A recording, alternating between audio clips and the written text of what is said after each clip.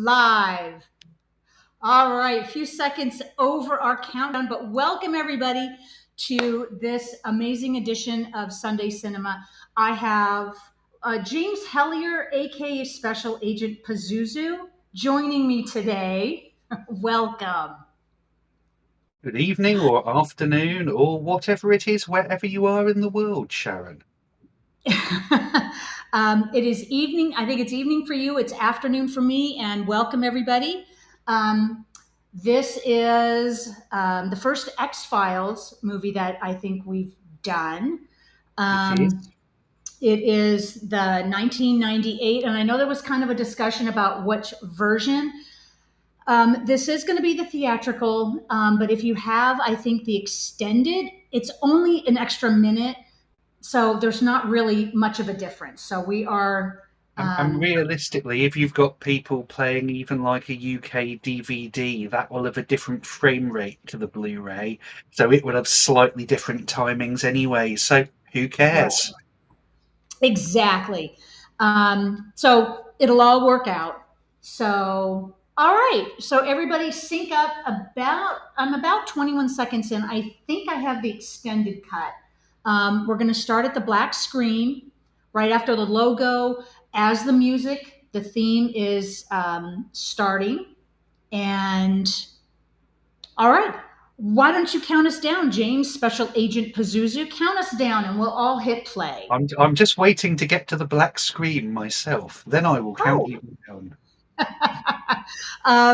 Well, let's have a time filler. It'll probably take you maybe I 30 am seconds. now at the black screen, All having watched right. the lovely Fox logo. So Perfect. Do Yeah, do we count us go? down. Do we go on one or after one? How about at one?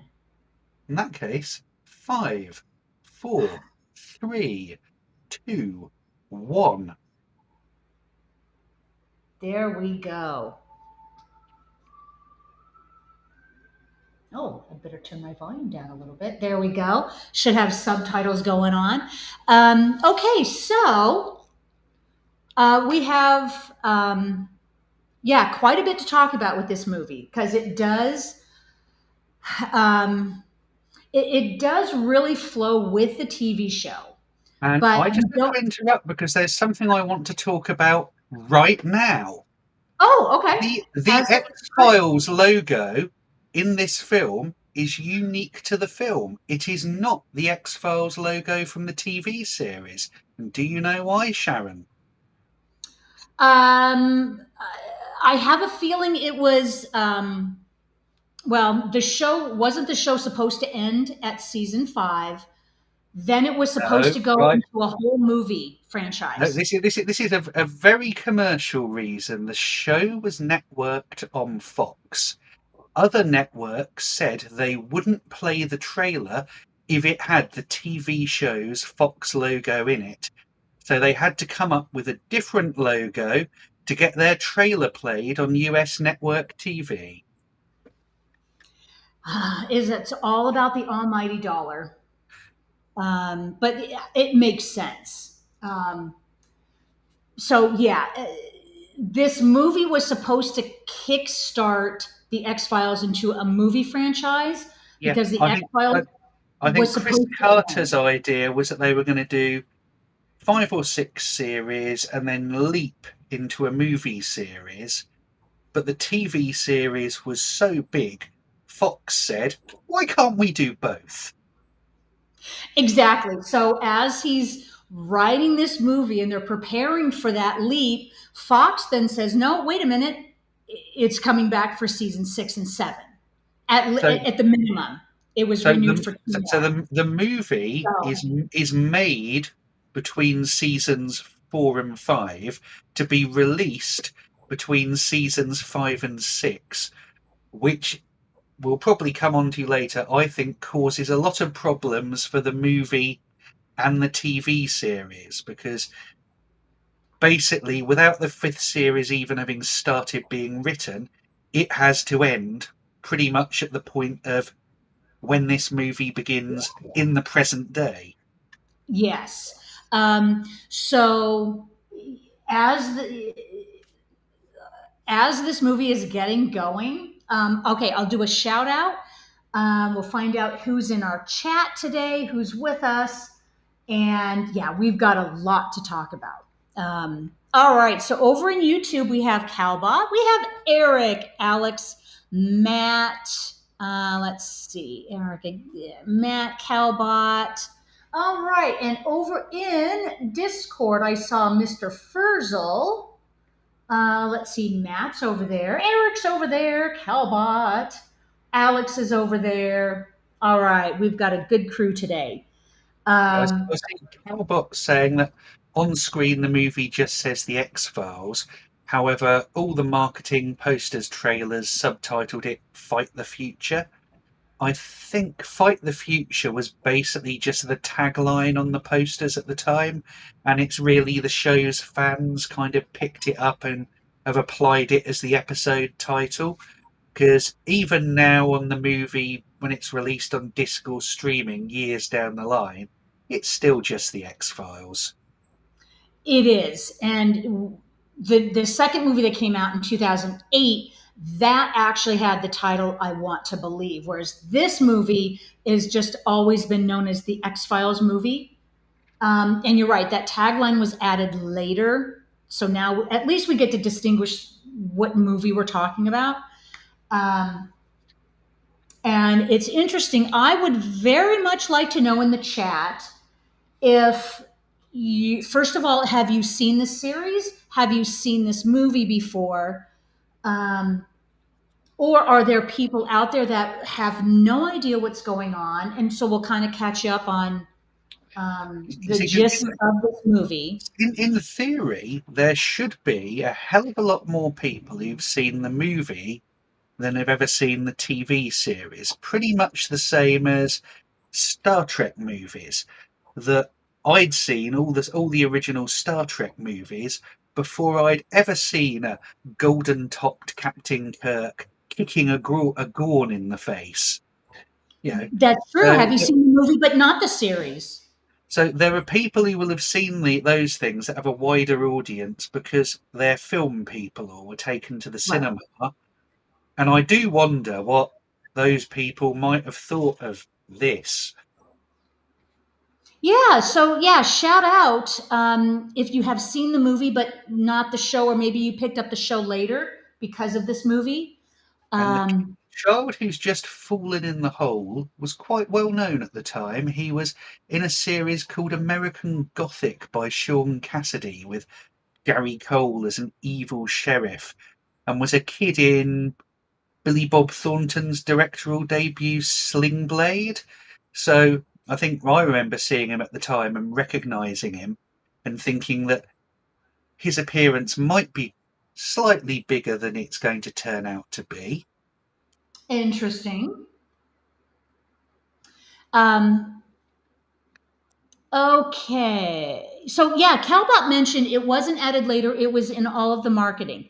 As I recall, because I saw this movie in the theater back in 98, from what I remember, it was always just known in the marketing that I had seen, it was just the X Files movie. Yeah. Um, But and that's the tagline on all the posters I remember from the time was "Fight the Future." But that's okay. no Yeah. different from that. But that's no different from, say, the James Bond film Octopussy had an all-time high as its tagline. The film still wasn't called Octopussy, an all-time high. It was just called Octopussy. This is just called The X Files. Hmm. Oh yeah, Calbot. Again, nope. The trailers all say "Fight the Future." It's a tagline. It's not the title. It's not It's on screen in the film. okay. Oh, Miss Swift saw the movie in the theater. Oh, Mad Matt, you're asking, did you rent Holes instead? I mean, Um, I'd seen, I think, pretty much all the X Files on television before I saw the movie in the cinema, because the X Files was, at this point, was another example of real water cooler television. That we didn't have water coolers. I was at hmm, school at the time. We had a water fountain, but people would come in after it was shown on BBC Two or Sky and all be talking about the scary guy who came through the ventilation shaft and ripped people's livers out, or the fluke man, or whatever it was. So at the time, this was quite a big thing. It was. I remember it was a big deal. It was a huge hit. Um, yeah, I mean, I can't even say enough about this. It was just must see TV back in the day. Um, It's interesting because Chris Carter's kind of background for the X Files was he loved a series from the 70s called Kolchak the Night Stalker, which had Darren McGavin as an investigative reporter who kept stumbling upon little old things like vampires and werewolves and aliens, and no one would believe him. And he sort of mixed that with a bit of Watergate conspiracy theory and cynicism. And then I think the final dash is for the Mulder Scully relationship. Was he sort of took that from Steed and Peele in the 60s series The Avengers for that whole will they, won't they sexual tension, which, as anyone knows, if you do a series with will they, won't they sexual tension, you ruin the series the moment they get it on. exactly, and See, that's see what's Niles known. and Daphne in Frasier, Lois and Mhm. Clark in The New Adventures of Yep. Superman, etc. And that's what's known as jumping the shark. But And I we think have that's what. just had one of those guys, Dr. Bronsweig, Jeffrey DeMunn, Frank Darabont regular. Last seen, well, have we seen him being killed by the blob? We saw him in something recently. Yeah, shout out. He's one of those guys. He was in The Hitcher. He was the sheriff in The Hitcher. Ah, good memory. Um, you know what? And speaking of Chris Carter, we were just talking about this before the stream. That by coincidence, I don't know if you guys were familiar with David Duchovny's podcast. He's been this podcast he has on. Well, it's on all the major podcast services. It's called Fail Better. And a couple months ago, he had Gillian Anderson on, and about 5 days ago, he had Chris Carter on. They had this phenomenal discussion back and forth. And as luck would have it, okay, there is Chris Carter now got the go ahead to do the director's cut of the X Files movie from 2008, I want to believe. So I look forward to that. And who knows, we might be doing that on a watch party. You know, nothing's off limits. And again, another one of those guys, Terry O'Quinn, who I think is actually a really bizarre bit of casting in this for the X Files audience, because he's not only had a guest role in an episode of the X Files before this, but Chris Carter has also just produced two series of Millennium set in the X Mhm. Files universe, in which he is like the second lead character. So it's just for me a It little was difficult. confusing to bring him back as yet again someone else. Yeah, This is and he definitely this, serves a purpose in this movie. However short he's on, it's like the pivotal. You know, something is off well. This is moment. this is kind of very much of its time in Bill Clinton's America, with bad things happening to federal buildings. Yeah, yeah. And it's also a reason why I believe this film was, I think either its US premiere or one of its big network screenings was due in September 2001, and it got bumped then and has been regularly bumped since for similar reasons. Yeah.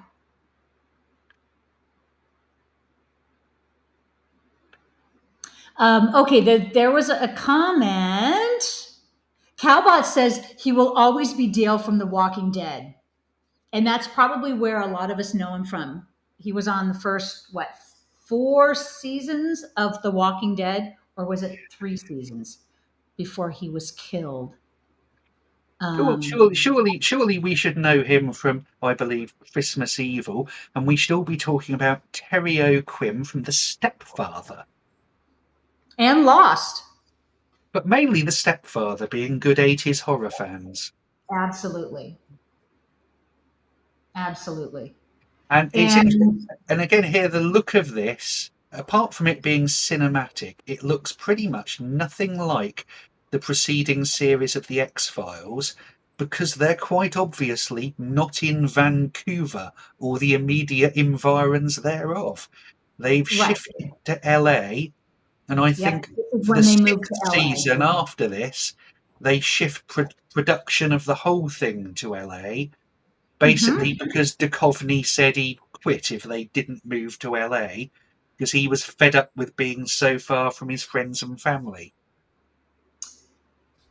Yeah. And yeah, there was a lot going on with the filming of the series, and a lot of the reason why he left in the later seasons, which under normal circumstances should have killed the show. Having a major star like that leave, um, I remember the controversy, and it just seemed like, dude, just sit down and shut up and do your show. Give the fans what they want. But Just there had was a a legitimate recurring X reason. Files character appear and disappear.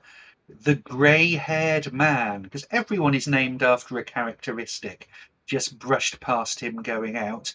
And when the grey haired man has been seen in the series, he's been a syndicate killer.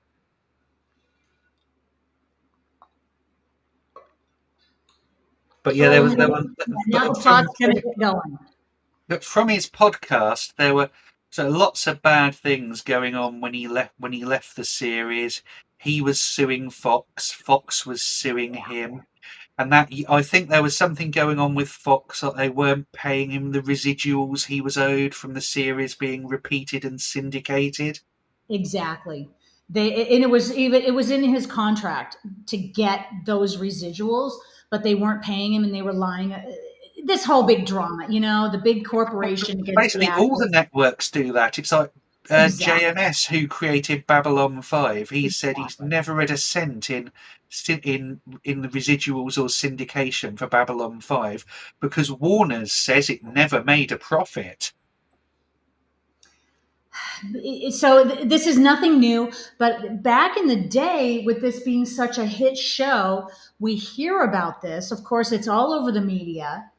And yeah, Calbot, it was like Duchovny was such a Devo. That's what it was kind of led to believe, that he was just being this arrogant little prick who was demanding all this money. But yeah, there was a lot to it. I That a mean, lot more is coming to light. I think So I might have commented the other week that I actually think that the series could have survived with Mulder and even Scully leaving if they'd actually had shown some faith in the characters they replaced them with, because I think Doggett and mm, Race, particularly Doggett, were decent, interesting, and sufficiently different leads that they could have carried the series. But for the first one, season 8, they had Duchovny come back for half the episodes, and then they had Gillian Anderson kicking around most of the time, so they basically never in a position where they could properly become the leading people. They just seem to be yeah, filling space for the other two. And if they'd really lent into the new cast, you think that it could have carried on going, changing agents every few years, but instead they just brought back Mulder and Scully, and that leaves you with a series that at the end of the day is about Mulder and Scully and doesn't work when you don't have Mulder and Scully. that really became the core of the show. And that idea led me to choose this movie as part of our, our whole overall discussion of what makes a franchise work, when does it fail, what makes a success, what made a success with this series. It was the writing, the story, obviously. It all goes back to the foundation of the story, but it also, these two characters who we met in the very first episode of the first season, that was the core of the show. The reason why the show became a success was Fox and Mulder. Um, yeah, Scully and Fox Mulder. Um, I don't know. I think that I think there were two contrasting views. So, apart from Mulder and Scully and their will they, won't they, on off chemistry, and everyone thinking they're both good looking, you've kind of yeah, got the two things that attracted people at the time. It was, as it went on, the conspiracy story that got all the publicity and the excitement.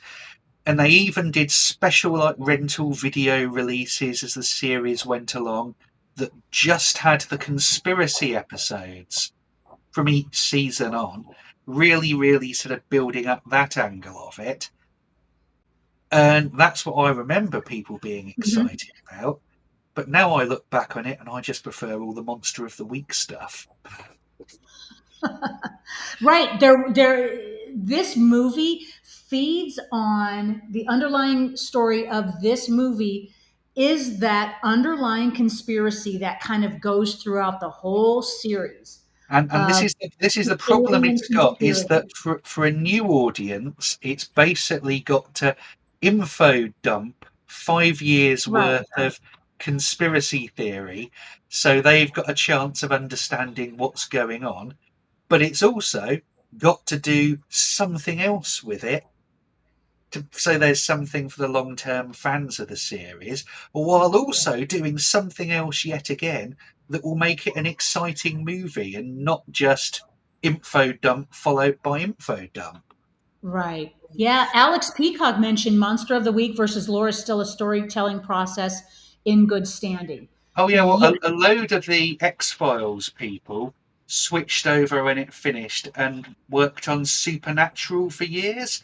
And Supernatural is very similar in a lot of ways in Right. that it's doing 25 hour long episodes a year that were a mixture of season long or multi season story arc and Monster of the Week, and neither is the sort of program that gets made anymore, because no one does these 25-hour series. Yeah, that is a very good point. Back in its heyday, the X Files, the up until the later seasons, were it was very very successful. And of course, as it drags on, I remember I kind of lost interest when David Duchovny left. It's like, well, what is this show without his character, when the foundation of the show was their relationship and the X Files? So you can't, to me, you can't separate Mulder and Scully from the X Files. But like you said, if you do get away from the basic characters that are carrying the story, if you have faith in them and you create solid characters to replace them, yes, the story could continue. But it was it. I did like the destruction of the federal building. Then I thought that was a great practical effect, which I understand Yes. it was all done with miniatures. Miniatures in this case being a 40-foot tall model of the federal building that they blew up, because explosions like water are something that you can't do fire with tiny little things because it looks Jerry Anderson-esque false. Right. Yeah, and what's interesting here, okay, so this scene, this is the fallout from um okay, so they originally, there was a bomb threat called to the federal building, okay? But Scully and Mulder were in the building across the street. which actually had the bomb in it. So this is the fallout from them being in the wrong building, but it's actually the building that had the bomb in it. So who's in the cluster right now, guys? But this is procedural. This is government at Uh, its finest. Got to Alex, find a Alex scapegoat. Peacock just saying he's sure the building's used in everything, so they couldn't do real practical explosions on site. Just want to say, Right. in fact, they were the first people to ever shoot in that building because it had only just been finished. Still, they couldn't blow it up, but Of I think course. my point was more that rather than going off and knocking up some blocky computer graphics, they built a 40-foot high model building and blew that up instead. Right. Yeah, and that practical effect was just what this movie needed for that sense of realism.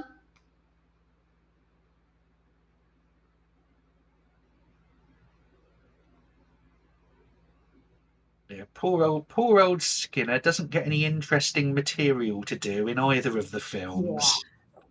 Yeah, He's just he kind just of kind there of to tell accepted them it. off and look concerned.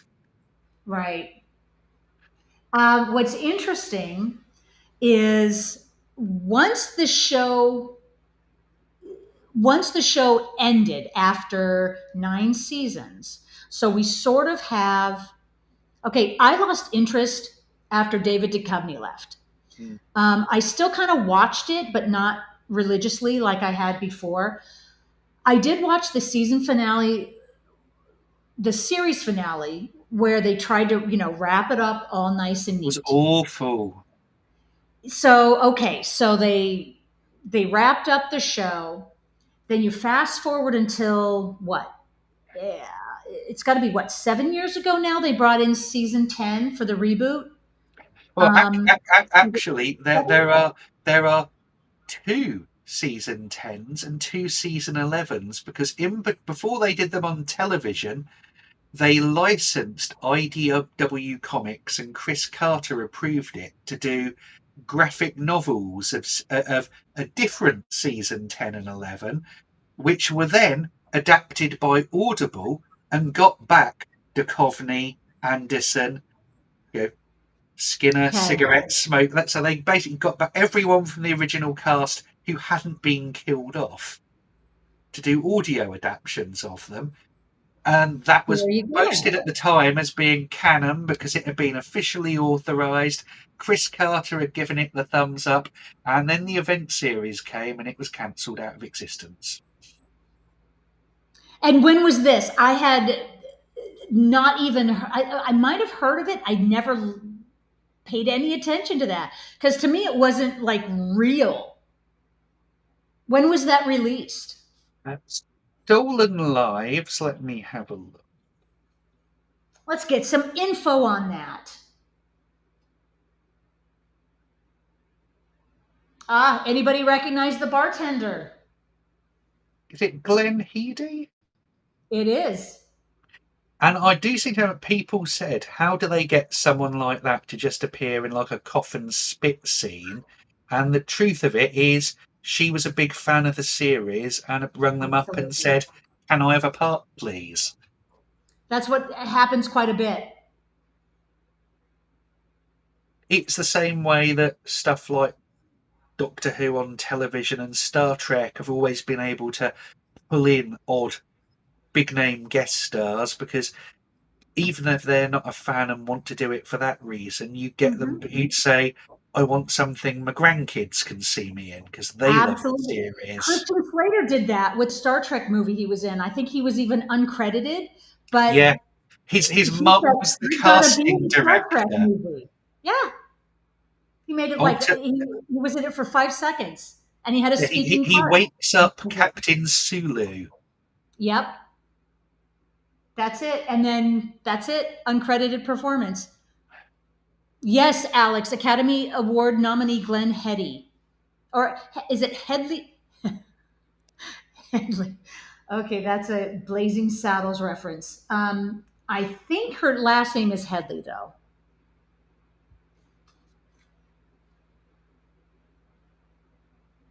Right. have a look. Season 10 of The X-Files was a 2013 graphic novel series from IDW, with then a follow-up in, I think, 2014 or 15. So basically, right before the X-Files event series came back. Okay, so season 10 premiered in 16, and then season 11 was in 2018. And Season 11 is much better than season 10 just because it's got yeah, a slightly bigger episode count. That means you've got more of the variety. That means it feels like the X Files used to. yeah, Whereas season 1 was a bit choppy for me, and I wasn't sucked into the lore of it like I was expecting and hoping that it would deliver. is Mulder urinating on an Independence Day poster Chris Carter's opinion of that film? I do And, believe and, you're and right. and I think now we are having our first major info dump. Yes. And I am Doctor Info Dump, and I am here to urinate beside you in the alleyway while I info dump. he knew Mulder's father. So this is a great character that brings the story. Um, just an exposition dump. Let's lay it out. This is the story. And Um, this character appears 2 or 3 times in the film just to yep. give Mulder substantial info dumps about what's going on. Oh, Alex Peacock. I was wrong. Glenn Headley didn't have an Oscar nom. Then it must have been an Emmy or a. Wasn't she on Broadway? She was pretty famous, and she passed away about what 10 years ago.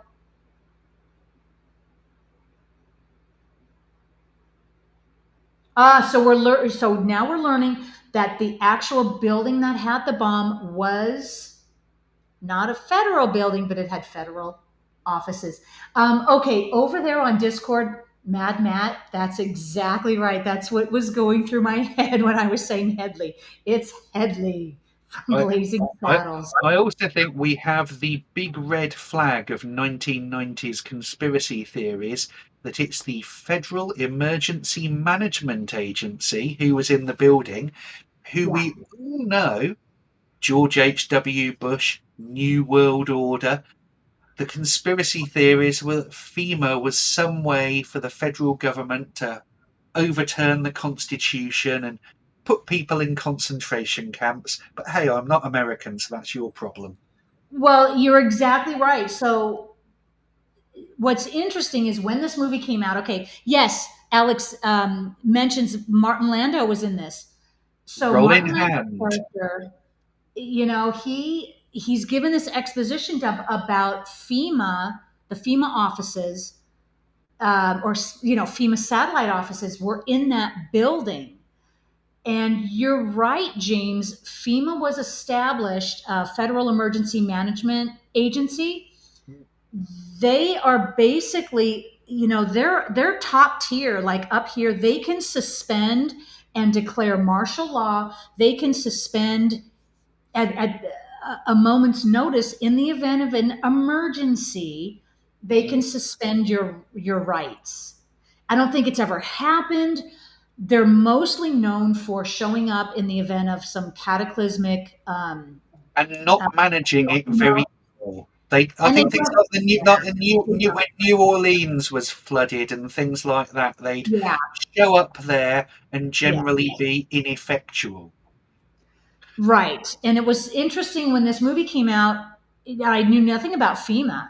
And so this fed right into the X Files about FEMA. Oh yeah, they can suspend the Constitution, they can take away your rights, and they can Black basically shut it helicopters, all down. Well, yeah, they kind of can because they don't black, answer to anybody. and they have black helicopters. Well, this okay, so now we're into this alien, the underlying alien conspiracy. That's what I love about this movie. It throws everything that the X Files was about. It throws everything in this movie. And if you just play along, you can have such fun with this movie because now we are this whole alien human hybrid, what genetic, um, what are How we calling this movie? A genetic partnership, and this was how kind of an underlying theme in the series too that was this basically touched on, and now we are seeing it in the movie. this guy is standing in profile beneath two helicopters, lighting a cigarette. How Yes, cool and you villainous is that? absolutely. Nowadays they wouldn't let you have a character, even if they're a villain, who was the cigarette smoking man. He'd have to That's have it. like some other gimmick, like I don't know, the bubblegum blowing man, sitting at the back of Yeah. Skinner's office, chewing and blowing bubbles. Yeah, so if everybody is on Discord, over on Discord, Eric posted a link to David Duchovny's podcast, Fail Better with David Duchovny. Yeah, there's, Um, there's there's a very good episode too it is. with Gillian Anderson where he talks with her about how difficult their relationship was on the TV series and how basically they didn't speak to each other for several years while making it. Right. So there's a lot to this podcast. Um, and if it's on YouTube, so you can actually watch the video, but it's also on any of the podcast streaming services you may have. It's a very interesting discussion he has. Of course, Chris Carter does talk a lot about his origins before he started X Files. But you learn a lot about the background while they were making it, a lot of stuff that was not publicized. The Well, interactions, the yeah, the falling out. there's Um, something very icky and very important happening right now. yes. So the alien implantation, it's a bit, reminiscent of aliens, but that's okay. I mean, we're still dealing with the X Files, which still had that Basically, these, upper. these these these syndicate guys weren't expecting the aliens goop or whatever it is to basically turn people into giant egg sacs. Right. And it is explained later on in the movie, this big syndicate of, the cigarette smoking man is supposedly the head of this syndicate Well, with these powerful people all over the world. if you've not seen the series before, what you know about them so far is they've got black helicopters. The cigarette smoking man must be bad because he smokes cigarettes and looks cool. They're doing unethical experiments on this fireman who's got an alien in him, and the Mhm. two people they rescued were blown up in the FEMA building. Right. And that's what we're led to believe. But of course, with the X Files, it's not, everything is not what it appears to be.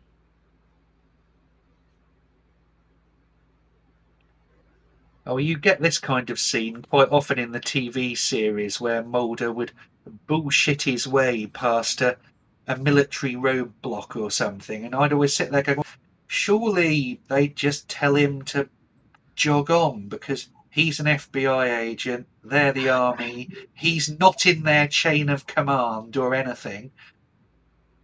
They'd shoot him. Yeah. But bear in mind, the kid that was guarding this floor looked to be about 18 years old. Um, so when you're green like that, you're going to listen to anybody that is your superior, and you're going to have I a hard time pushing back.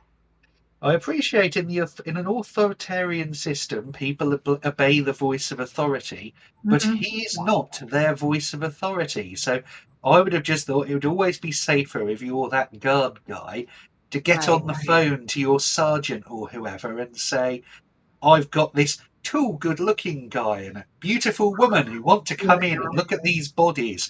Is it okay? Right.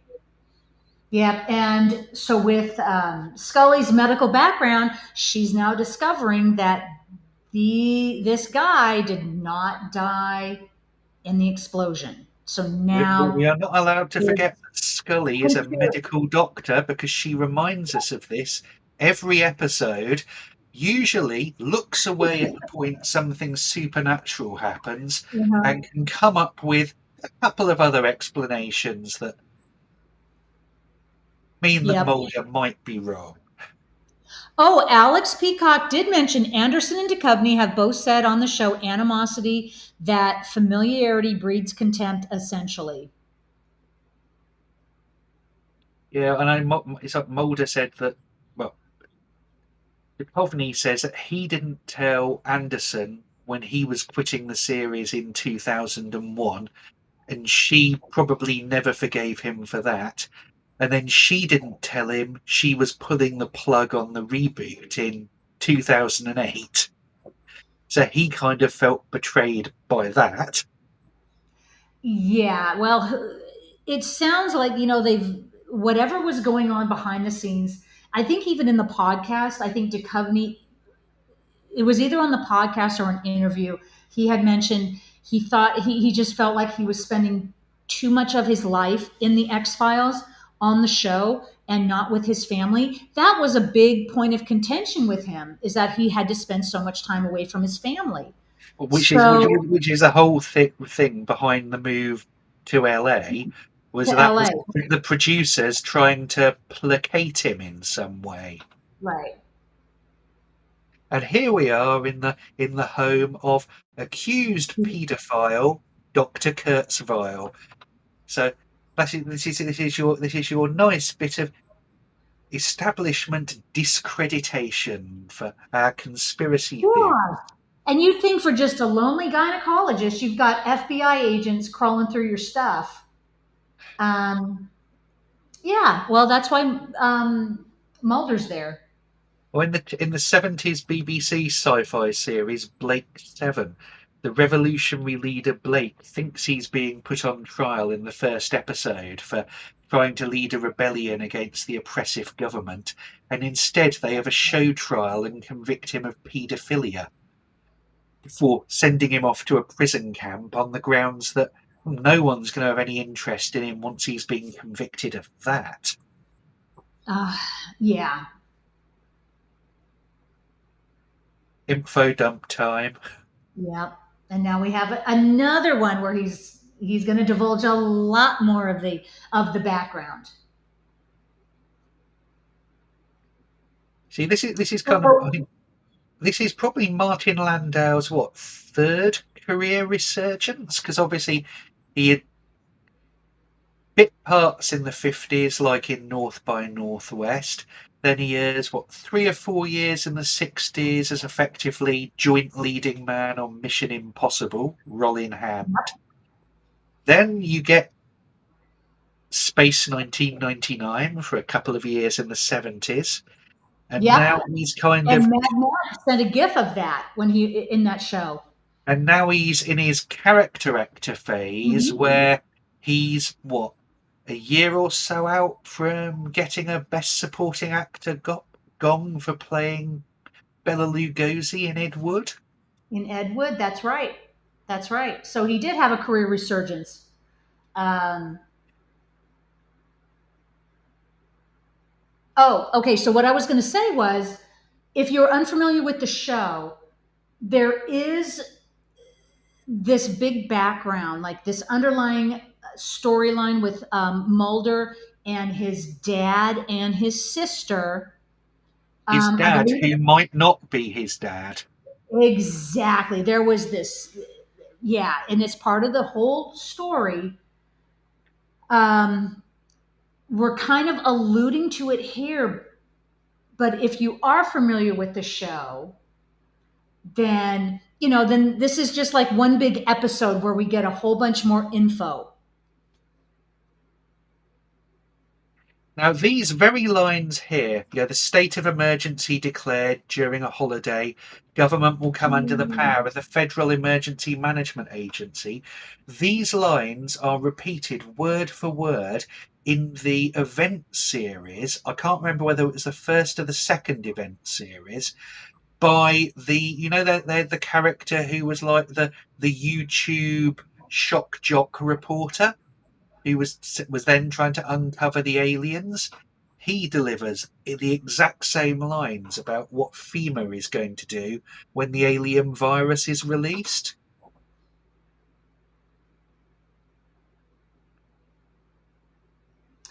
In reality, though, I don't think FEMA would have that much power. They do I, have a lot of power, mind you. I But believe, what he I was believe saying that the that federal government would come under the management of FEMA is not entirely correct. I don't think that it's that they would usurp the presidency, but I think they'd basically be slotting in Hmm. effectively right under that. Exactly. So FEMA wouldn't necessarily answer to anybody else, but Which is why I believe FEMA's ultimate headquarters is in Mount Weather, which is one of the US government's final nuclear redoubts. Interesting. I know they have offices all over to help with emergencies, and Yeah, it obviously, can a, be nu- a debated whether nuclear they war actually. would be a pretty big emergency, and you might want them managing the ashes afterwards. Well, you know what? Yeah, here in the states, we've heard many of a national of a weather catastrophe where you would expect FEMA to come in and help out, that they haven't actually helped out, and it makes you Or they kind of or, wonder or what they've been very inept at putting up tents and providing food. And you kind of go, well, if you can't do they that think. relatively Yeah. simple sounding thing, I'm not sure you can pull off this overarching conspiracy to take over the country. Yeah, and so exactly, and that is a debate in and of itself. But as the story goes, we so we don't touch much on Fox's sister in the movie. That was his pivotal reason. Part of the pivotal reason why he even went into the FBI to begin with is to find out what happened to his sister.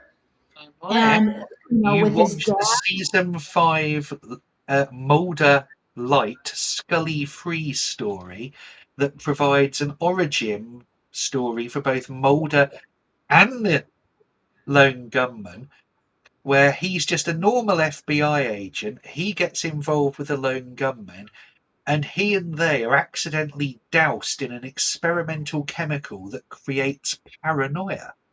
And so all of Mulder's paranoia comes from the fact that he was dropped in paranoia goop when he was a perfectly normal FBI agent before. So that's why he is the way he is. But this is Um, how they might say like a Mulder and Scully light episode. One of the problems the fifth season had was because they were making the film, and they did the film between seasons, but they had to do reshoots at some point. So they kept saying, "Well, can you do an episode in which Mulder's only in two scenes and Scully isn't in it?" Or can you do an episode that just has Scully or just has Mulder? And that was one of those episodes that was just basically a flashback to this is how he met the lone gunman. Speaking of which, Alex commented, "I can't recall if Mulder reaches out to the lone gunman in this movie." Um, he doesn't necessarily reach out to them, but they do make an appearance, which is so cool. One of them makes an appearance in the second event series. I thought all three. You mean season 11? Weren't all three in season 11? No, I they can't they they, remember. they Oh, who Spoiler, gets they all pregnant? get killed. After their TV series, The Lone Gunmen, was cancelled, they got a final episode in, I think, season 9 or 8 or 9 of The X Files to wrap up their story, and they were poison gassed to death stopping bad guy terrorists. But in the event series, it turns out that Langley has been part of a computer experiment where they'd backed up his brain into a digital heaven, That's the episode I remember. Okay. which is It's actually, for him, digital hell. yeah, it's the Things are reboot about to. series is kind of jumbled. I should go back and rewatch them. It's just so far removed from the X Files that I I, just I, love I it so much. watched all 11 series during one of the COVID lockdowns, sort of doing a couple of episodes a day on the big Blu-ray box set. So I'm relatively up to date on all things X Files. Gotcha. I mean, when it was Um, on television, I basically was at school and then first year of university up until, so saw it up until the film came out, and then was kind of too busy getting a job and things like that. exactly. Life gets in the way sometimes. But here, this scene is very reminiscent of Aliens. I'm The not chest sure I scene. fancy his chances with that very small syringe full of weak vaccine.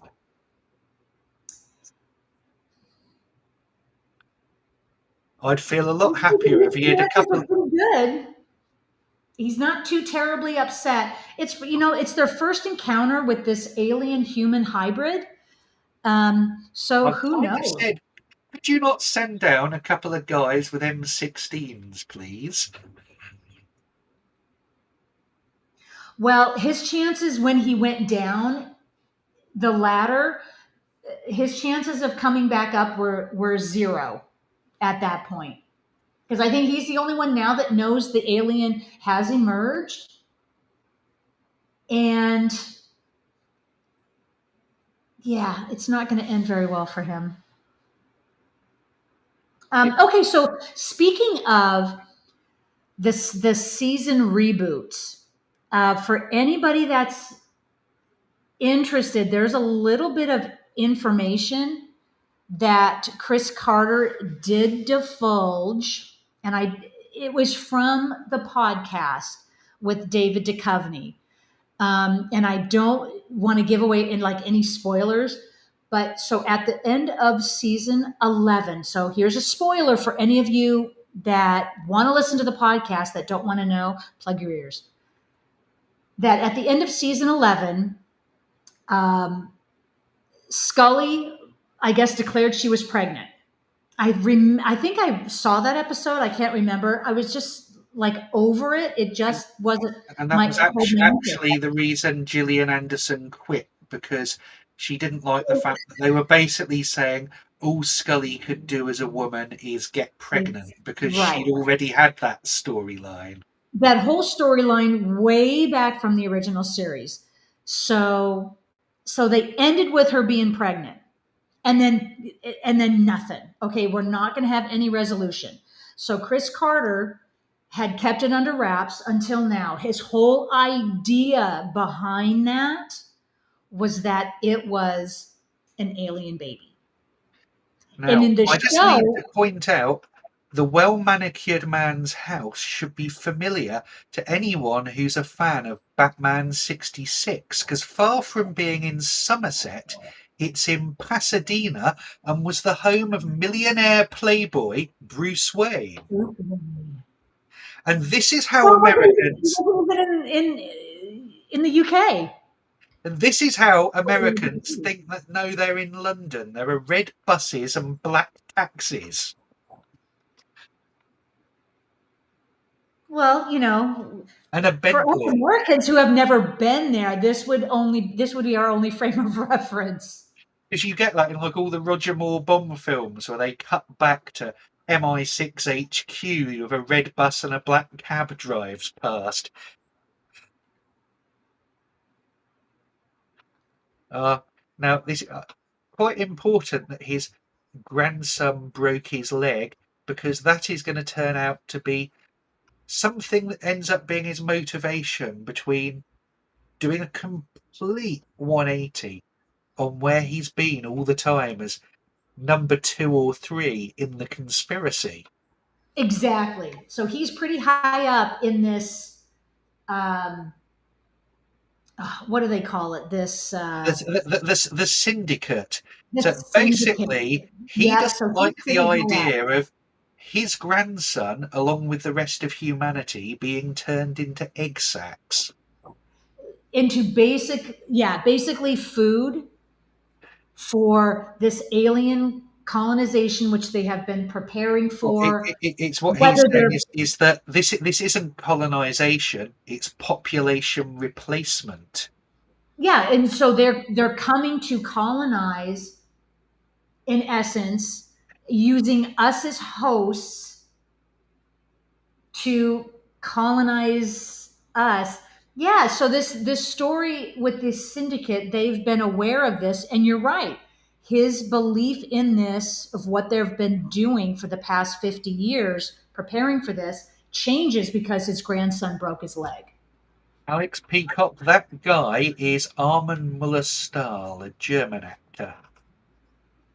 His character, I don't think we get him named, but he's called Stughold, and he is supposedly the head of the syndicate, which was bizarrely hinted at in an episode, Paperclip, I think, where they go in a mine that's full of filing cabinets with all the details of the people who've been kidnapped and experimented on, and that was owned by the Stughold Mining Company.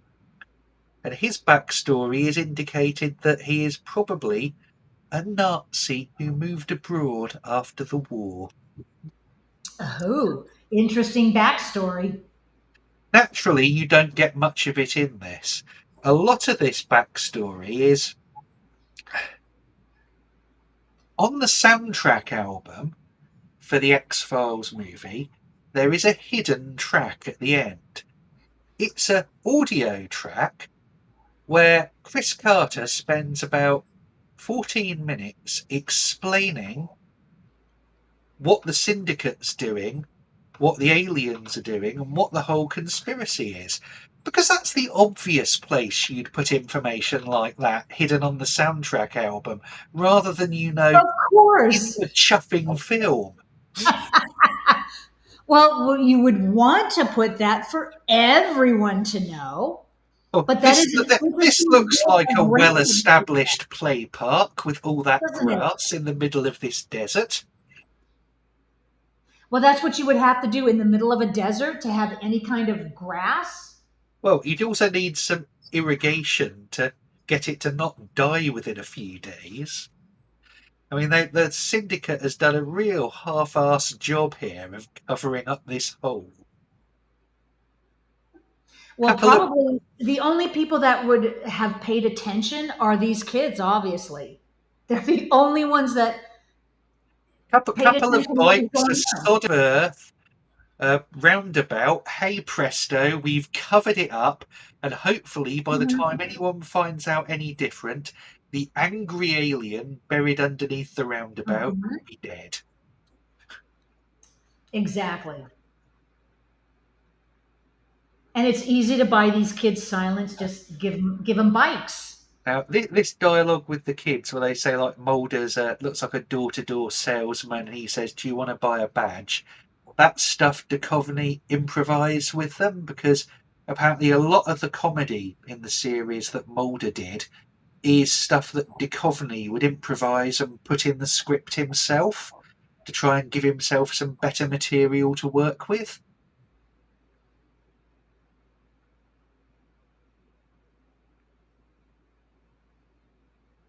Well, he does have some very good material to work with. But yeah, I get that adding stuff, improvising, because this is his character. This is he's played him for so long. But it's also, I wonder whether that sort of thing could be a source of conflict with someone like Gillian Anderson, because you get some actors very much that they learn the script. The script is what they're doing. Mhm. And other actors are more sort of inspired by the script and want to come up with their own dialogue, their own take. And you quite often get the thing that it's very difficult for the two to work together because you'll have the first one who's memorized their lines and cues. Suddenly they don't have their cues anymore and they don't know what to say. Exactly, different acting styles. Um, yeah, I don't think with these two, at least from the discussion in the podcast, didn't seem to be a point of any animosity. Um, I think that their underlying, why they didn't speak for a couple of years, it just didn't seem like.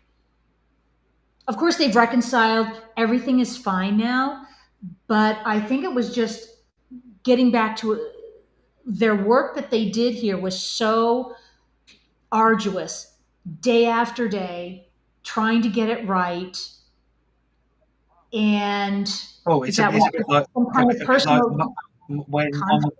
podcast when Duchovny is saying about how last time he'd worked with Chris Carter, it had ended up with a shouting match between them because he'd wanted to get the last flight home that day. The Yeah. shoot was going on, and he'd tried to make some suggestions to Chris Carter about why don't you shoot it like this because then I can go home. And Chris Carter didn't like being told what to Yeah. do, and much shouting ensued. Yes. Or as Chris That is Carter common. jokingly, I'd worked with you for 11 seasons and I'd finally had enough. Exactly. And that is an inherent conflict between the actors and the directors and the producers. That is just inherent. So yeah, for them it just seemed like water under the bridge. Now, They can move past it. I have to say, I think this is completely ridiculous plotting here because it's literally a complete coincidence of three options, one of which didn't even involve a road. He picked the one with no reason or evidence that led them to evil syndicate conspiracy train lines. Yeah, and if you remember the discussion that he had with these kids that they had just left an hour ago with in the white tankers, there was a reference to the white tanker trucks. So if they had just left, would they have time to go to the rail yard to put the tankers The on the back, evil conspiracy rail yard, Sharon. you know Not the in normal rail the yard. middle of nowhere, and and Every somebody just jobs? conspiracy has Who evil knows? rail yards all over America. Who knows? But this is where you just have to be in the X Files universe, enjoy everything about it, enjoy the story, even with the plot I holes. mean, one of my Um, problems with this story-wise is that Mulder and Scully don't actually do any investigating or uncover anything or reason it through themselves. They either have coincidence or Dr. Kurzweil or the well-mannered man turning up to basically say, by the way, this is what's going on and this is what you have to do next. Yeah, well, what they're doing is they're following the leads given, and well, now they're investigating those the big bubbles in the middle of a cornfield. How the cornfield got there, who knows?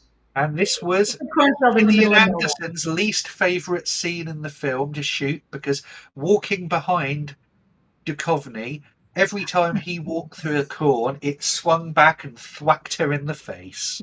Yep. Mad Matt is saying maybe he saw the train line in his mashed potatoes. Maybe. That would depend on which cut of Close Encounters he was watching. Maybe.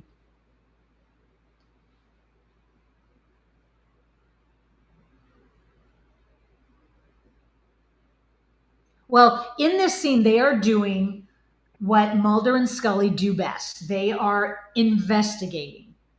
They're not calling. Well, they're not calling for backup. They're not calling anybody for help. It's just them two. Um, And obviously, no one, they're not thinking anyone's ever going to go to trial, so they don't care of about course things not. like search warrants and stuff.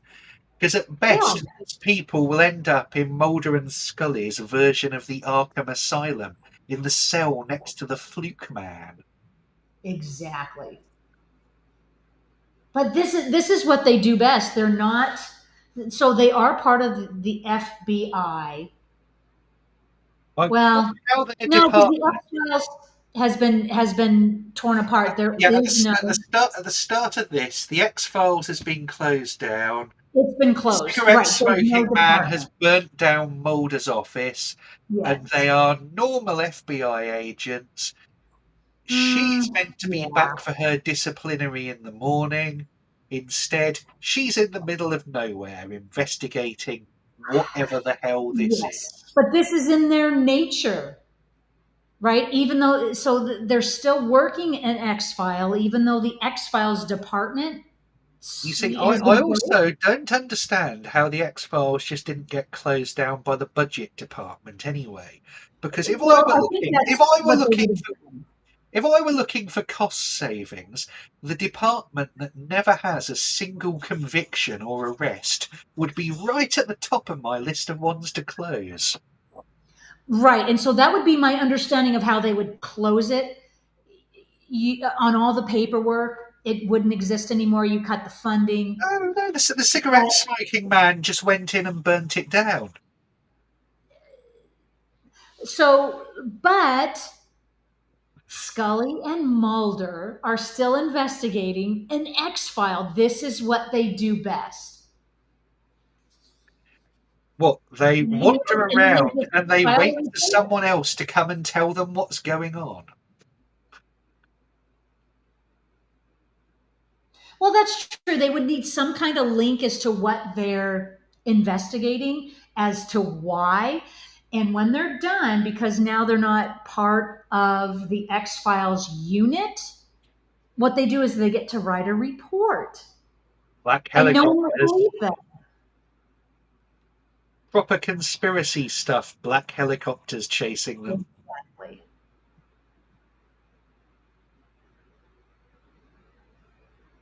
But this is the absolute foundation of a story and the writing and the characters that made the X Files show such a success is that you get this weird stuff and you don't even really have to know how it's all connected, I mean, but it's an X File.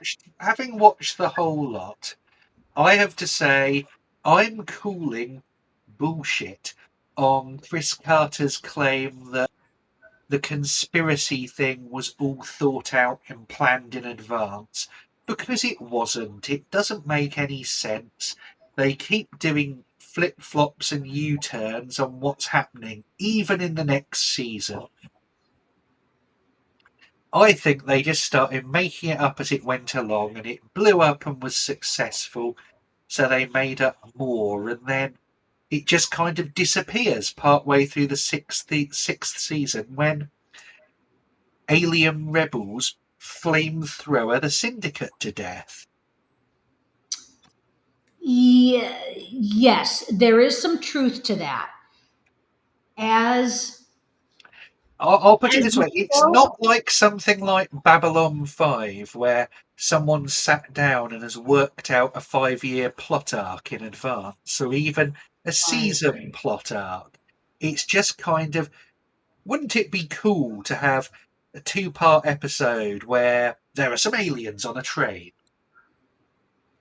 or whatever? Yeah, so there is.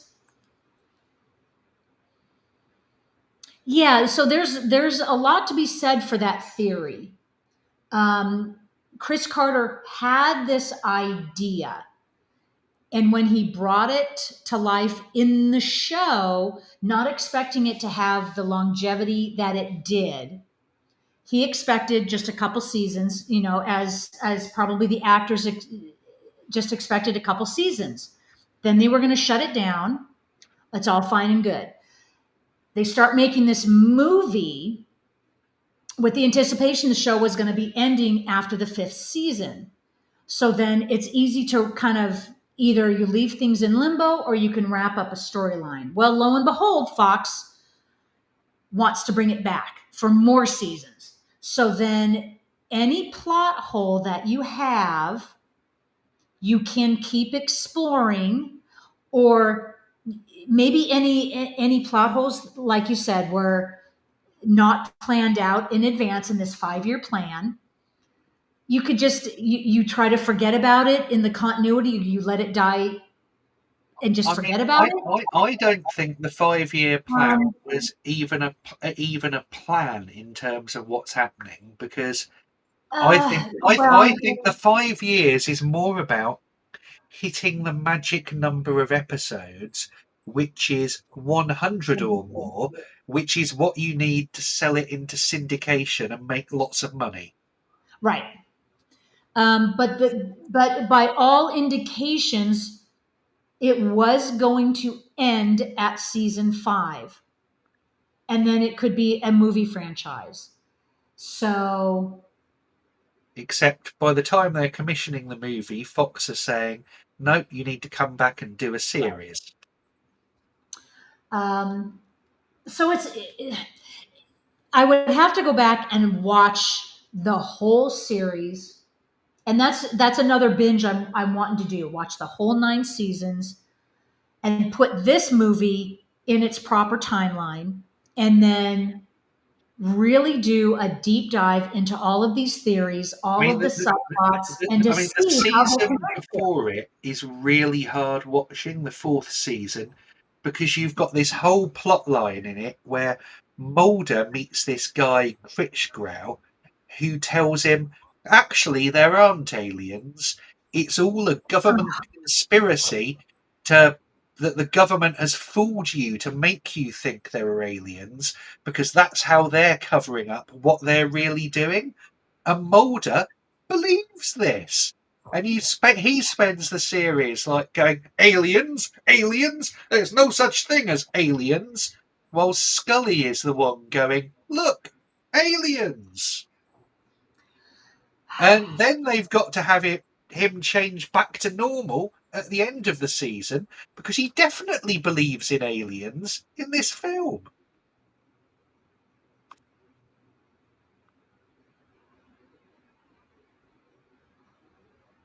Boy, there's just so much to the X Files franchise.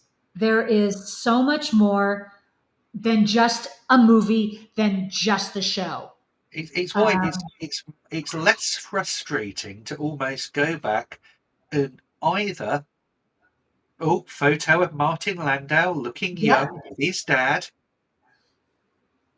But it's either less frustrating to just watch the Monster of the Week stuff, where anything can happen and it doesn't matter and there's nothing more to it, or to literally be almost picking episodes at random and say, oh, watch episode 1, season 7, or season 5, episode 4, and just have pot luck as to what you'll get. There is there's almost a joy in doing that, from not having, you don't necessarily have to watch from the beginning to get it. It helps, Because um, there is a but you viewing don't have to. order where you just watch the conspiracy episodes, which is basically what they used to release on the old VHS box sets. I just don't think that would turn out to be a very rewarding viewing experience. It would kind of start well and then go downhill quite rapidly Yeah. until you end up with a load of nonsense with Jim Robinson from Neighbours and Adam Baldwin as super soldiers. Oh, what season that is ringing a bell? What season is that episode from? Season 9, the last Was one, is the that one with super soldiers. okay? Suddenly, I vaguely the remember aliens that. The aliens are all about making super soldiers at this point, which might also Exactly. be what the government wants. And you have Adam Baldwin in one of his I'm not a Baldwin brother because I'm not bad boy TV appearances. Well, this is an interesting scene. This is almost the end of their partnership. If she did not get stung by the bee, This bee that has totally travelled take this halfway across the country in her hair without doing anything. exactly, and now it stings her.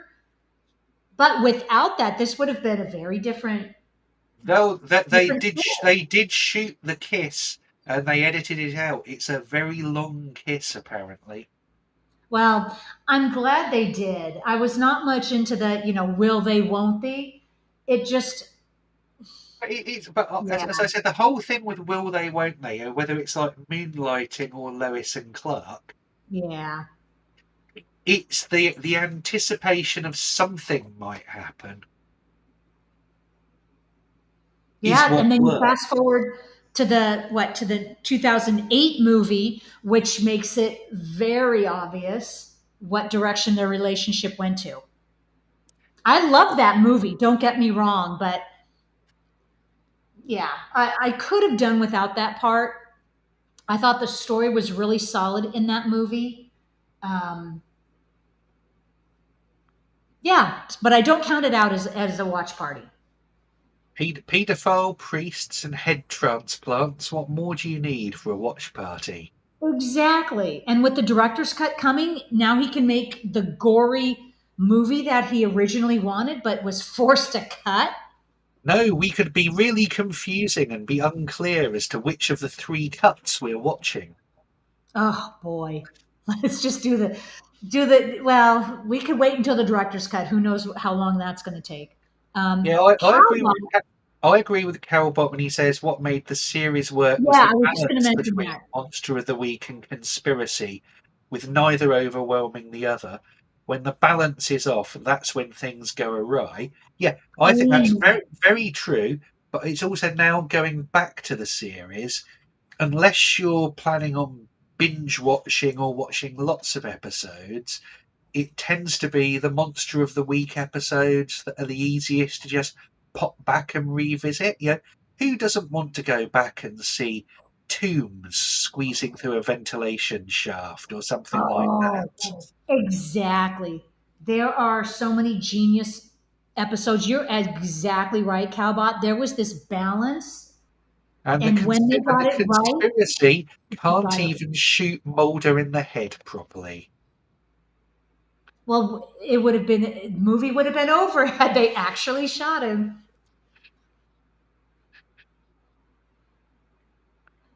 The conspiracy assassin had been to Stormtrooper Training Academy.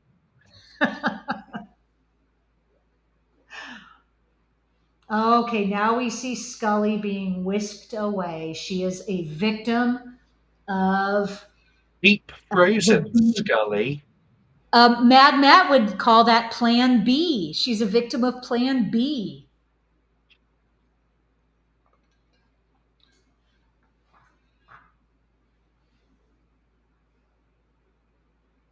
I think I saw Mad Matt earlier saying he'd like an Evolution watch party, which, spoilers, has exactly the same plot as this film.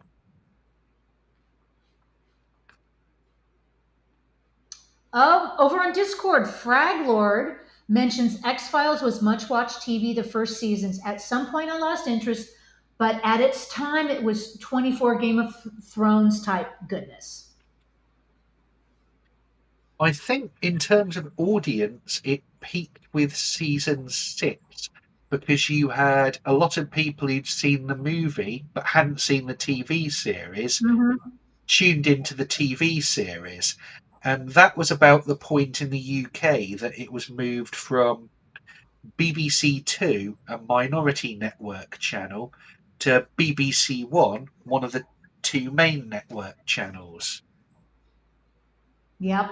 Yep. Here's the scene, guys. We have the lone gunman. So I must they, just just at this point, if anyone hasn't seen it, I strongly recommend the aborted X-Files spin-off, The Lone Gunmen. It's only sort of 15 or 16 episodes. It's terrific fun. But it unfortunately the first episode involves terrorists remote controlling a plane into a skyscraper, and it was due to be aired around September Oh yeah, 2001, which was a bit awkward. it was awkward. Well, it would have been awkward had they aired it when they wanted to. Well, I would just refer them to the 70s telekinetic horror film The Medusa Touch, which features Richard Burton telekinetically flying an airliner into a tower block. Awkward. Yeah, but the Lone Gunman series, I'd have liked that to have had a bit of a longer run. It has the same sort of conspiracy stuff, and but just a lot more humour to it. Well, they And really did add an element of um, what's the word? Not spookiness, but it elevated the show. I think every time they were on it, I just love the fact that John Fitzgerald Byers wears a suit all the time. His job is mad conspiracy guy, but it doesn't matter. He still has to look good. always so clean cut. Oh dear, poor Dr. Kurzweil. Oh, old Johnny Devick mentioned what they did to the gunman was stupid. Are you referring to that spin-off show? I No, recall it's spin-off after the show. spin-off show was cancelled. They wrapped up their story by bringing them back to the X-Files for one episode and killed them. The Is same that way that they wrapped up Millennium after its cancellation by bringing Lance Henriksen's Frank Black over to do an X Files episode to wrap that up. yeah, They just did. Millennium ran for I think it was 3 seasons. Yeah, 3 seasons. he's come and gone into the boot of my car. Yep. And so this is where he's turning against the syndicate. So we are And heading for our next and most important info dump. yep, don't miss this one. This kind of wraps up everything. He's telling you what's going on and So Chris Carter does complain in the various commentary tracks on the Blu-ray that people said they didn't understand what was going on and there's no explanation. But we actually explained more in this film than we ever did anywhere else in the series. you know what? And it makes sense because they wanted this movie to be standalone, based on the series. They wanted people who aren't familiar with the show to enjoy it. So you really had to have that the exposition dumps. Can I just Um, point out that their vaccine isn't a vaccine because you have to give it within 96 hours of the person being infected. So that sounds to me like a not very effective cure rather than a vaccine. right. Because usually you have a vaccine Before. before you get ill. So if he'd said, Agent Mulder, you better have a shot of this before you go to the Antarctic, it will protect you, it would be a vaccine. Right. So yeah, what happens? So now we have this 96-hour window from the time that someone is infected The virus to bought what? the So planet. it implants. So is this 96-hour when it implants, when it binds with your DNA? So I think the term vaccine might indicate before there is like this genetic link. Yeah, I agree with old Johnny Devick. He's talking about the second season of Millennium, with ended with the apocalypse starting with some demons in a diner shop, joking about it. I mean, that was the second season of Millennium. Was the one that he was given to James Morgan and Glenn Wong to do as part of their 3 series deal, and it's absolutely batshit crazy. Well, So those writers were originally on the X Files, and they left after I think the second season. yeah, and One, Fox gave them a 3 series deal and really screwed them on it. yeah. They had Space Above and Beyond, which Fox cancelled after 1 season. The second season of Millennium, which they got fired after, and then they were kind of said, "You can go back to the X Files if you want. We're not giving you anything else." And of Oh course, yes, Alex is saying it's not a vaccine; it's an antidote, basically. Yes. but of course, Morgan and Wong, one of the things they did was they took a spec script that was submitted to the X Files by Jeffrey Reddick and turned it into the film Final Destination. And that has had huge success.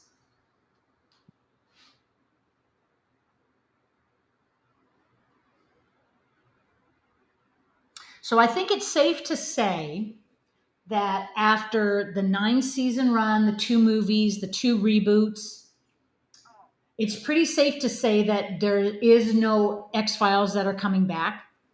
We have the director's cut to look forward to, but it doesn't sound like any new Going reboots are going to forward, be in the works. Ryan Coogler is meant to be working on a new series that won't have Mulder or Scully in. But it will still be okay. So they should probably call it something else, or are they going to have it in the X Files universe? It's going to be other people in the X Files. Okay. At one point, they were like talking about doing a Star Trek Lower Decks style comedy take on the X Files called something like The X Files Buffalo, set in the X Files satellite office somewhere naff like Buffalo. Okay. Well, this is the danger, okay, of a franchise. It gets so popular, people want it. Yes, I would love more X Files, but that doesn't mean anybody should just come in with an X File type show, call it X Files, put new actors, new everything in it, and then piggyback off of the success of this. And now here we have a new X Files. Yeah, Why I don't would. they try something original and have it stand on its own merit? Well, Let's I try say that. if you like X Files, I'd recommend that people then go and watch Fringe as an example, as a nice little self-contained 5 seasons of Yes. something that's in some ways very similar, but also very different. Alex had just posted that comment based on a throwaway line. It could be argued that the Fox series Fringe is possibly in the X Files universe. I mean, Okay. I remember I loved a series back at the time that tried to be like the X Files, but it was set in period, called Dark Skies, that only ran for 1 season. And it was the first season was set in the 60s, and their plan was then to move forward 10 years every season until it was in the present day. But that basically had these had this its own whole alien conspiracy that started with President Truman encountering aliens at Roswell who demanded mankind's unconditional surrender.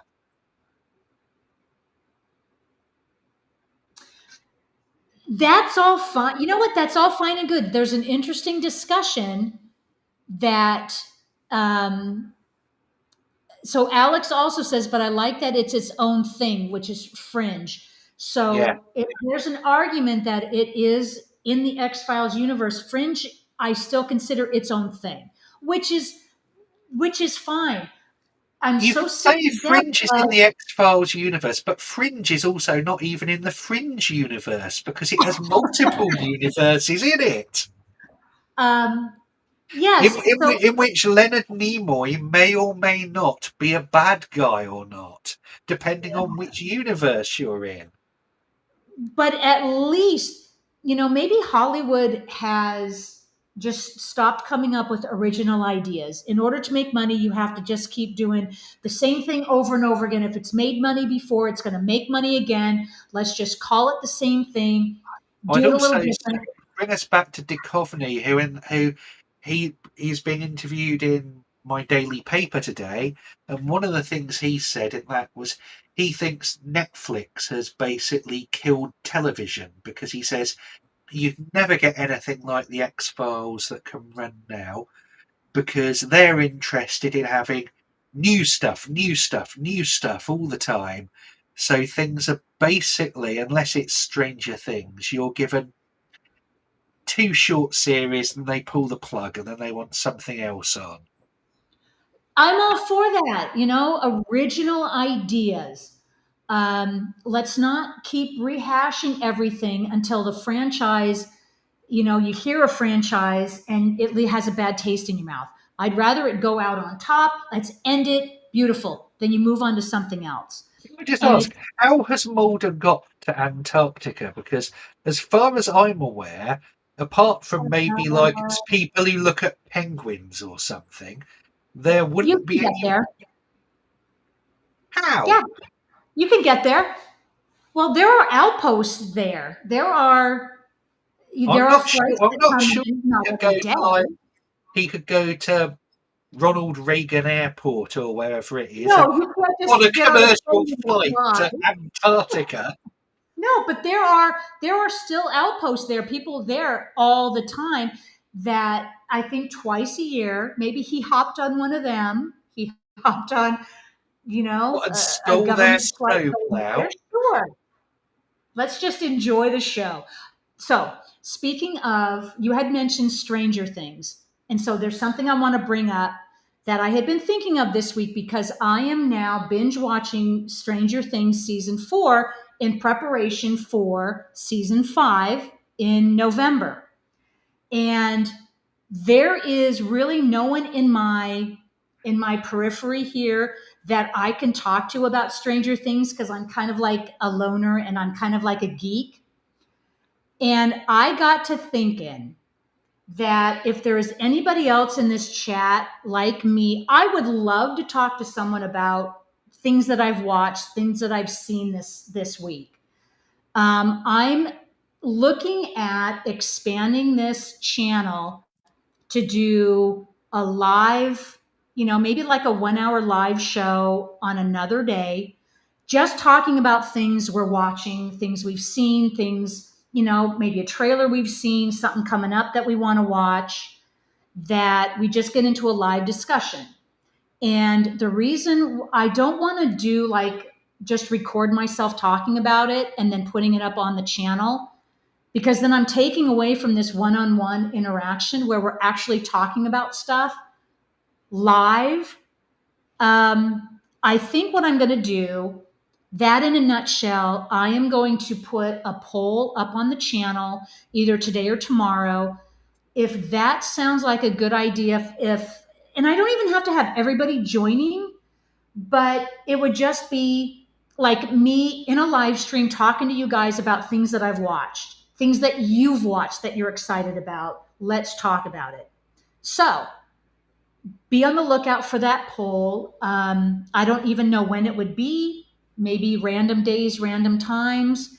And we just talk about stuff that we're watching for an hour. So that poll is going to be going up, guys. So when do So you get? It's only like a few weeks till Stranger Things is back, isn't it? it's the first part comes back in November. Then the first part of the second half is what I think Christmas Eve.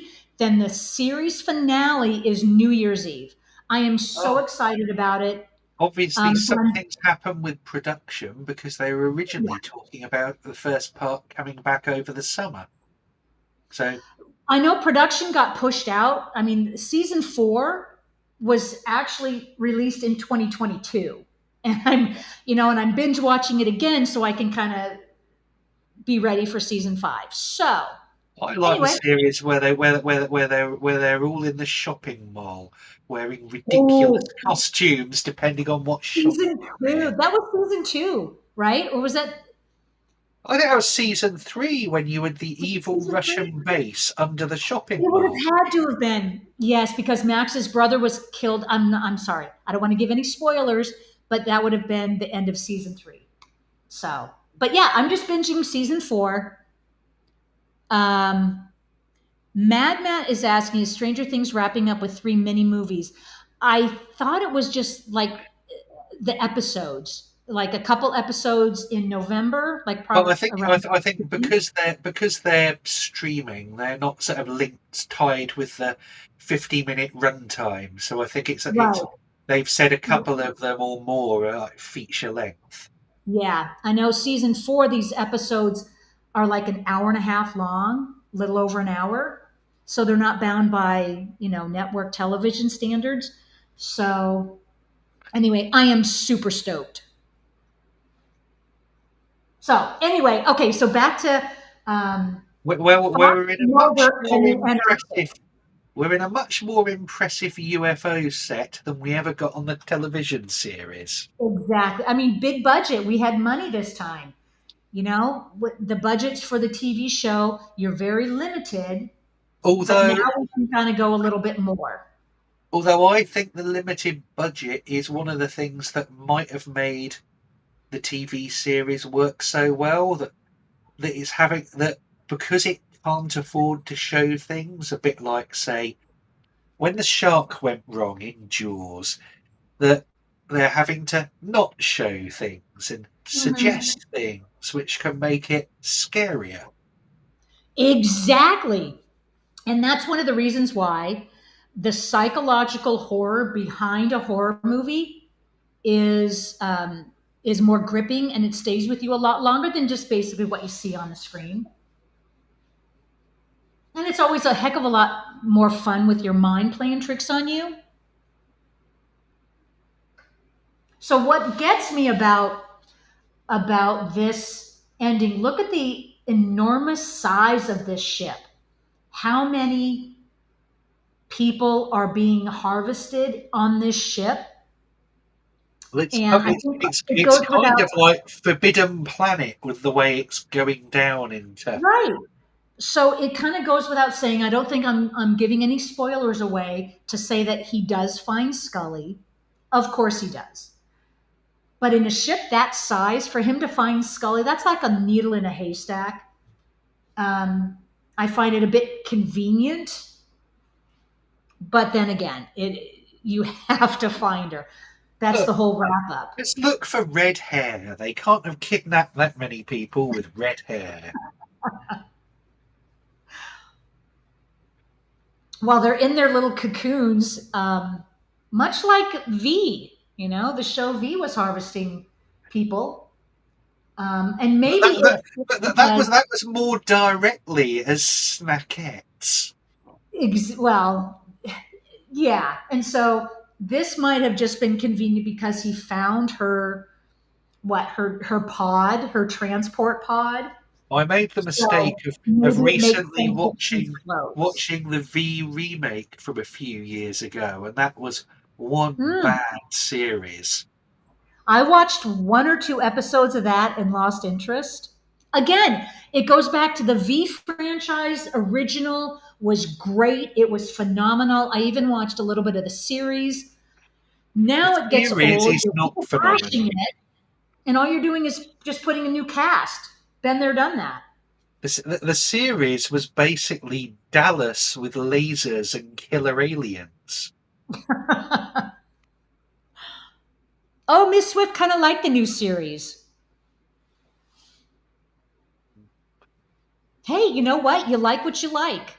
They did have Diana show up in the last episode, or at least the actress who played Diana. Oh yes, Calbot. Okay, I should have counted what he looked in 3, 4 before finding Scully. It was like 3 pods. Lo and behold, she's there. In So the the only script, connection, he was meant to look in some pods and see prehistoric men in them. So implying that this alien ship had like harvested some people before it got frozen over and its well, pilot trapped in a hole. well, we go back to the very first scene of this movie where you see the prehistoric man being infected too. So we're kind of at the end of that in the Antarctic, supposedly the same ship, or was this a different ship? That's a good discussion. Must be a Was different ship because Antarctica's quite a walk from Texas, even well, 30,000 BC. well, okay, but yeah, okay. So the boy in the beginning All of the the movie, the boy glacier fell has through the moved same a long cave. way. So did the boy fall through the same cave as the caveman? I was That led to believe it was the same cave.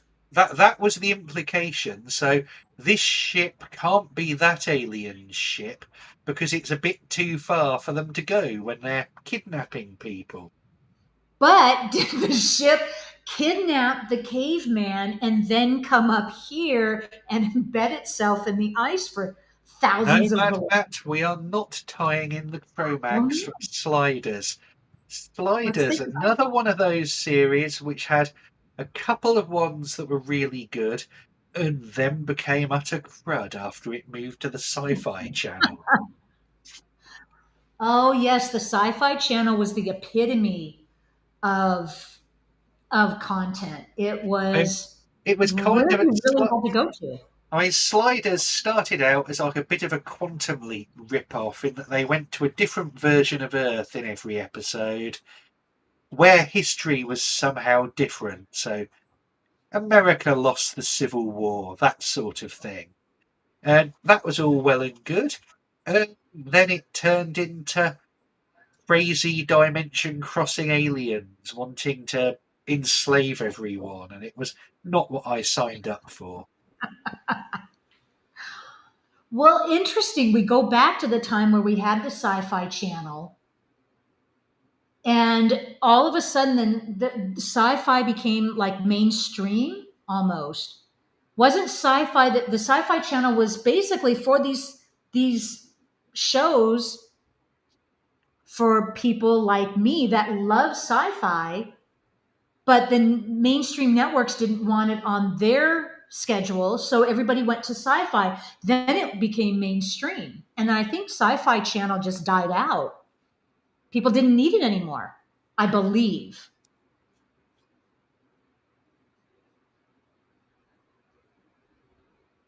Oh, that's the same guy that was driving the ambulance that had Scully in.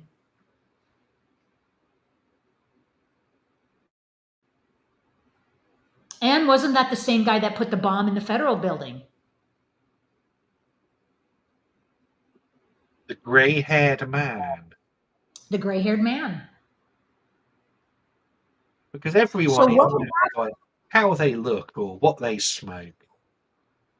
Um, so what happened when he gave Scully? We're calling it an antidote, right? Not a vaccine. When he gave Scully Yeah, the antidote, did it go into like the mainframe system, well, and it's now going to everything? she was She was still still a hooked up, so it's clearly pissed them off. I think would be the way to put clearly. it. So what I think this is kind of like a self-destruct mechanism, and yeah, we're going to see in a minute what is happening to the ship.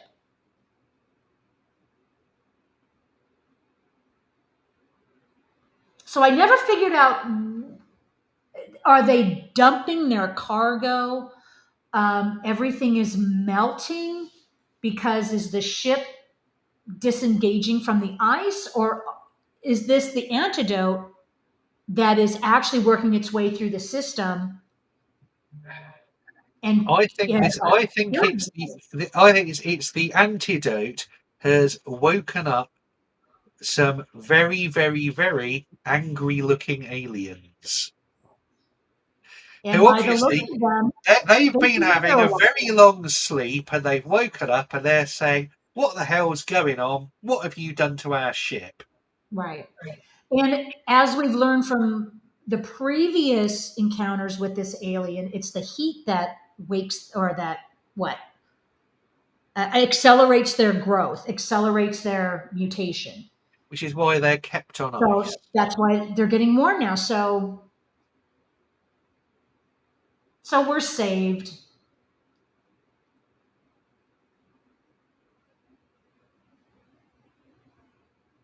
And now he is in the middle of the Antarctica without a jacket.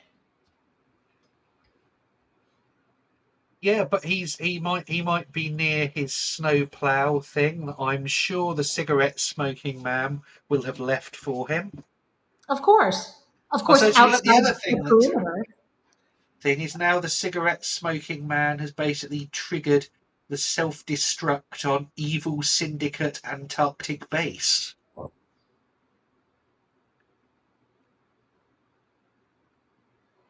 Yeah, so the syndicate and all of their cronies have just evacuated. And you know, Evacuate how, in this sense must mean drive very slowly away in a snowcat. yeah.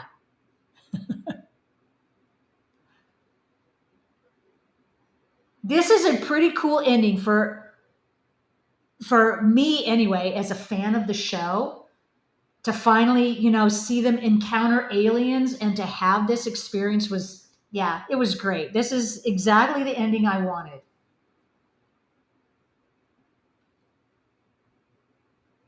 But how they're going to get out is beyond me. How we got there, we don't know. How they're going to get back to Washington, D.C., we don't know. Look, just over the horizon line, there's Antarctic International Airport. You have to look farther down on the horizon to see it.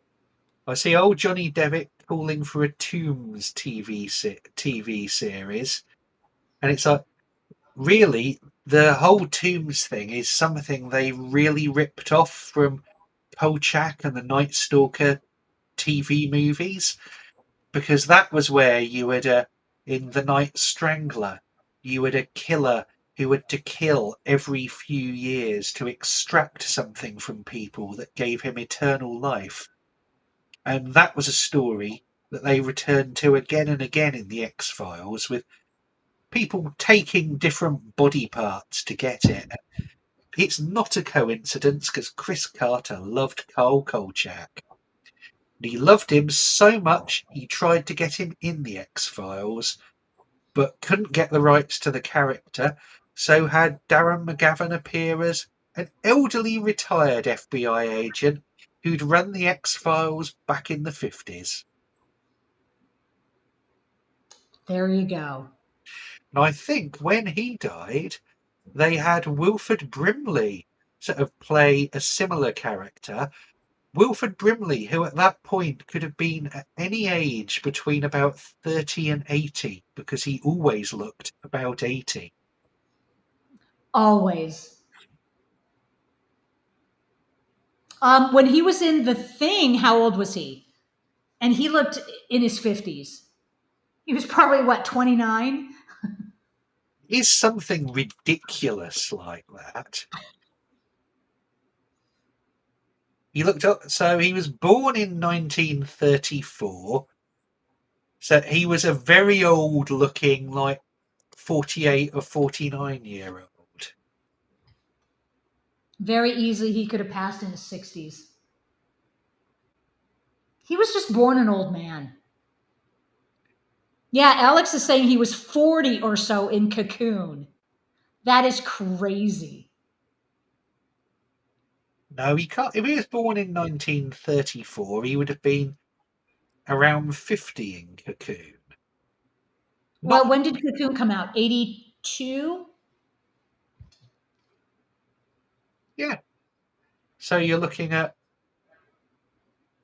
48. Oh, he was admittedly, killed. Well, he was in his 40s. but he was Um, he was not a young looking 48. right. So let me mention. Okay, so the movie is wrapping up, and we have our happy ending. Um, Or I do had we? I had this fear, James, when I saw you, Special Agent Pazuzu. I thought, after last week's gremlin attack on my internet, that was crazy, by the way. I thought, if I have any gremlins in my internet this week, this is going to be the week. And so far, cross my fingers, knock on wood, it has been flawless. You did freeze for a Whatever minute or we're so doing. back there, but that was it. Now we have the conspiracy covering its tracks. Yep. So they're going to cover up the conspiracy by allowing the X Files to reopen. And this way it keeps them on a leash. At least they're not untethered. And that they're going to be under the domain of the FBI again in the basement. So I think that was the issue all along, keeping Fox Mulder in control by keeping him close. You keep Well, your well, friends close, that's your right. enemies closer. If you watch the whole series, when you start in the first series, you think Deep Throat Mm-hmm. is his friend, his informant, as the name would suggest, or a porn star. But in this case, his informant. But when you get later on into the series, it turns out that basically Deep Throat was feeding him just enough of the truth to get him to be looking at incorrect conspiracy theories rather than the real conspiracy theory, i.e., the actual conspiracy. Yep, there's like just enough of the truth.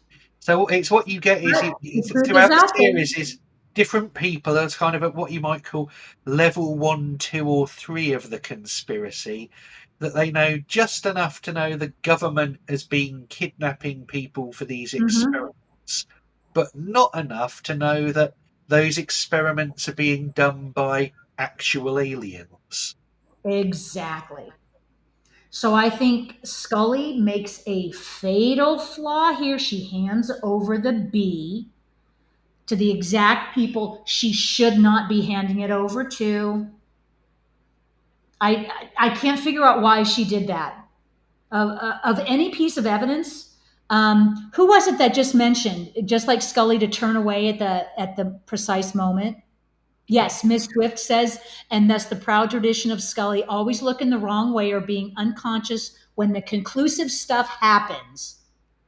And so she just gave away the beat. I'm just, you know what? If I had her hand, I'd be smacking her hand.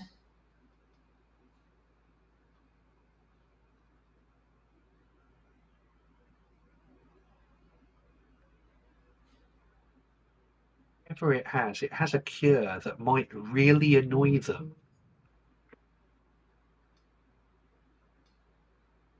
But yeah, this is a beautiful ending that the X Files are open again, and now we get to look forward to um, the series coming back with the X Files open. So now they have a whole lot more stories. I guess they could do Black Helicopter.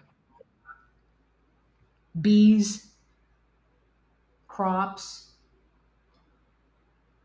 You see, this ending with in Tatooine, which is actually somewhere in Tunisia and nowhere to do with the bit of Star Wars that was filmed in Tunisia. This all the plants somewhere where they shouldn't be reminds me of the start of an alien invasion film from the early 90s called Arrival with I was Charlie just going to Sheen, say, which Yep, Charlie Sheen. opens up, zooming in on this part of the Earth. In this case, something like this, slap bang in the Arctic. Yeah, I remember that movie. I think it's on my list. It's a very, very good and underseen film. Yep, and it's called The Arrival. I believe it's from 93. It it predated the X-Files by about a year, I think. No, that's from 96. In that Okay, it's from case, 96. it did not predate the X-Files and is probably ripping it off. Could be. Not the X-Files the movie, but the X-Files the television series. And I'm glad to know the cigarette smoking man is alive and well at the end of this movie.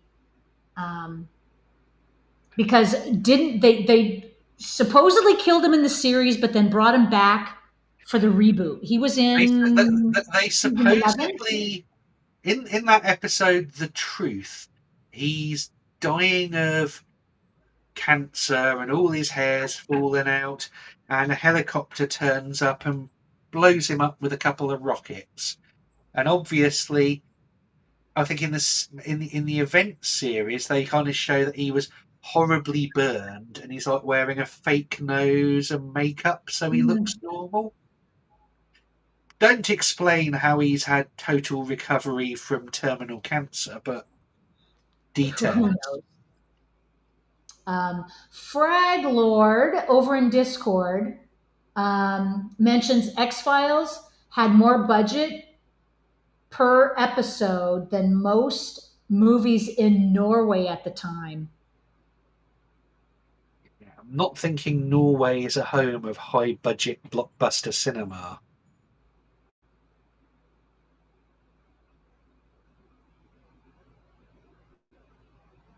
Oh, Cowbot is mentioning The Arrival got buried at the box office by Independence Day. That's why it was in the theater, came and went. Pretty I much got it in the window. everything got buried in the box office by Independence Day. Yep, Oh exactly. yeah, that's the creepy alien kid from That's Miss exactly over in Twitter. Discord, and their legs bend the other way. Yeah, their It's legs bend backwards and oh. yep. Okay, there we go. Alive and well, the X Files comes back for another day. Woohoo! That was great. That was great. Thank you, Special Agent Pazuzu, for joining me today. And thank you, License to be demonic. and thank you all in the chat. This has been a blast. Um, I will consult with the list for next week. We have a Hitchcock classic, Rear Window from 1954. It has been brought to my Raymond Burr. attention. It has been brought to my attention by Mr. Furzel that it is now streaming on Netflix. So perfect timing. If you all have a hard time finding it, it is on Netflix here in the States, and Just it should be checking readily where available. I'm just checking where it is in the UK at the moment. Oh, Miss Swift was mentioning I lagged behind you most of the stream, but eventually caught up. Well, good. Eric It's says it was great to watch this again. right. Rear Window is currently streaming on Now TV Cinema in the UK, but you can buy it on Apple, Amazon, and all the other places that sell things to stream. Yep, and I know it's. Not sure if it's on our Netflix. I know it's here in the States. It's readily available to rent or Netflix here in the States. So it is. We're going to talk all things Hitchcock. Um, I mean, it's right up there with Psycho, The Birds. It is just a classic Hitchcock. Um, so yes. So Alex said yes. Also available for purchase on physical media. Absolutely. Yeah, I have the 4K and the Blu-ray sitting in my pile of Hitchcock stuff. There you go. So yes. It's Yeah, we'll just wrap this up. And any last thoughts, Agent Pazuzu?